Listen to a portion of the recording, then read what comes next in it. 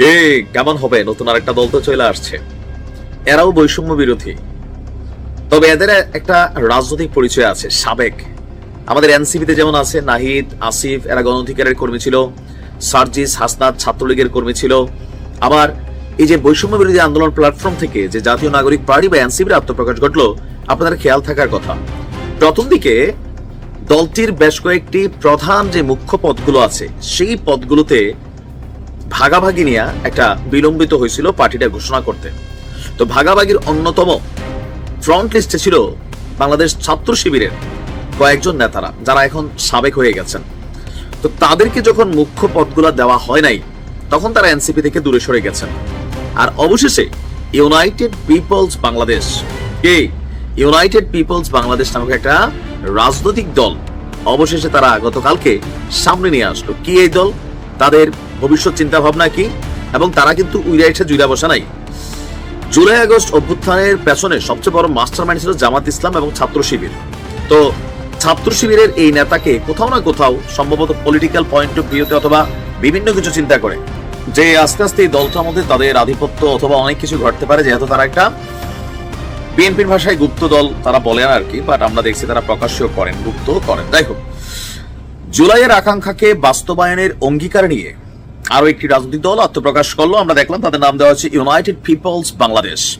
বিষয়টি নিশ্চিত করেছেন জাতীয় নাগরিক পার্টির যুগ্ম আহ্বায়ক আলী আহসান জুনায়েদ। তিনি এই রাজনৈতিক দলটির প্রধান উদ্যোক্তা। তিনি এখন জাতীয় নাগরিক পার্টিতেও একটা পোস্টে আছেন। আর গতকালকে নিজের ভেরিফাইড ফেসবুক পেজে এক পোস্টে এই তথ্য জানিয়েছেন জুনায়েদ। এই প্ল্যাটফর্মটির লক্ষ্য জানিয়েছেন, একের ভেতর বিভিন্ন প্যাকেজে তারা দল বানাচ্ছেন। জুলাইয়ের আকাঙ্ক্ষাকে বাস্তবায়নের অঙ্গীকার নিয়ে গঠিত হওয়া আসন্ন রাজনৈতিক প্ল্যাটফর্মের নামটা আমরা ঠিক করছি United People's Bangladesh, UP Bangladesh, মানে সংক্ষেপে।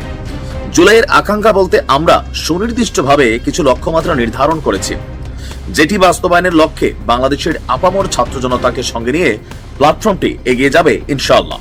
দলের লক্ষ্য কি? পিলখানা, শাপলা চত্বর, জুলাই গণহত্যার মতন যে ভয়াবহ অপরাধ আছে সেগুলোর বিচার, ফেসিবাদী দল আওয়ামী লীগের নিষিদ্ধকরণ এবং জুলাইয়ের আহত যোদ্ধা শহীদ পরিবারগুলোকে অর্থনৈতিকভাবে স্বাবলম্বী করে তোলার দাবিতে জনমত এবং রাজনৈতিক আন্দোলন গড়ে তোলা এই প্ল্যাটফর্মের প্রাথমিক লক্ষ্যমাত্রা হিসাবে বিবেচিত হবে। বাংলাদেশের বিদ্যমান রাজনৈতিক সংস্কৃতির পরিবর্তন, সমাজের সর্বস্তরে যোগ্য নেতৃত্বের প্রতিষ্ঠা, সুবিচার, মানবিক মর্যাদা, সামাজিক নিরাপত্তা, ধর্মীয় বিশ্বাস, বিভিন্ন বক্তব্য তিনি আপনার দিয়েছেন। আমরা যদি দেখি লম্বা চূড়া এগুলা কমন বক্তব্য, যেগুলো আমরা মানে সবার কাছেই শুনি। তো ফাইনালি তিনি বলছেন, অভ্যুত্থান পরবর্তী বাংলাদেশ পুনর্গঠনের এই উদ্যোগে আপনাদের সক্রিয় অংশগ্রহণের আহ্বান জানাই, কাঁধে কাঁধ মিলিয়ে দেশ গঠনে সামিল হই। তবে তারা কি নির্বাচন করবে কিনা, এই মুহূর্তে তাদের যতটুকু রাজনৈতিক দল, সুতরাং নির্বাচন করবে এটাই স্বাভাবিক।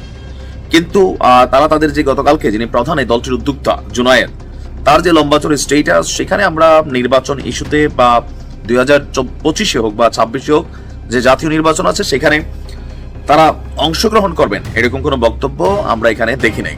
তবে যারা বিশ্লেষক আছেন তারা বলছেন অবশ্যই রাজনীতিতে তারা আসতেছেন, নির্বাচন করবেন।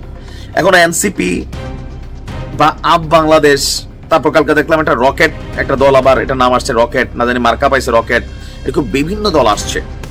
এই দলগুলো সবাই বৈষম্য বিরোধী আন্দোলন বা জুলাই আগস্টের অভ্যুত্থানের বিভিন্ন জায়গায় বিভিন্ন পয়েন্টে থাকা হিরোরা।